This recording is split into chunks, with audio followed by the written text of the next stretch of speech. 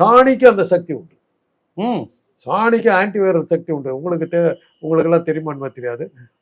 அந்த காலத்துல வீட்டுல சனிக்கிழமையில வந்து சாணி போட்டு கரைச்சி ஆமா முழுகுவாங்க. அது தெரியும். சனிக்கிழமை தான். அதுக்கு என்னன்னா வைரஸை கொல்ற சக்தி உண்டு. வைரஸ் வராது. அப்போல்லாம் அம்மா நோய் வந்து கடுமையா இருந்த காலத்துல இது வந்து வேப்பலையும் இந்த சனிக்கிழமைகள்ல வந்து சாணி போட்டு முழுவதும் வந்து அம்மை நோயை தடுக்கிறதுக்கான ஒரு வழிமுறைகளா நம்ம பயன்படுத்திட்டு. நான் என்ன சொல்றேன்னா, அதுக்கு அந்த சக்தி இருக்கிறதுனால மத்தியானத்துல சாம்பாருக்கு பதிலாக சாணியை கரைச்சி சாப்பாட்டுல போட்டு ஒரு கீரை சோறு மாதிரி அது மாதிரி இருக்கு. ஏன் கீரை சோறு இப்ப இது பண்றீங்க? சாம்பார் மாதிரி போட்டு பேஞ்சு சாப்பிடலாமே சாணியவே. அது அதெல்லாம் ஐஐடியில் அதெல்லாம் பண்ணா மெஸ்ஸில் அதெல்லாம் போடலாமே. காமக்கோட்டி அதெல்லாம் இன்ட்ரடியூஸ் பண்ணாங்க. அந்த மாணவர்கள் நல்லா தெளிவாக இருப்பாங்க. எப்படி இருந்தாலும் அவங்க இந்த நாட்டில் இருக்க போறதுல படிச்சுட்டு அமெரிக்காவில் வேலை பார்க்க போறாங்க.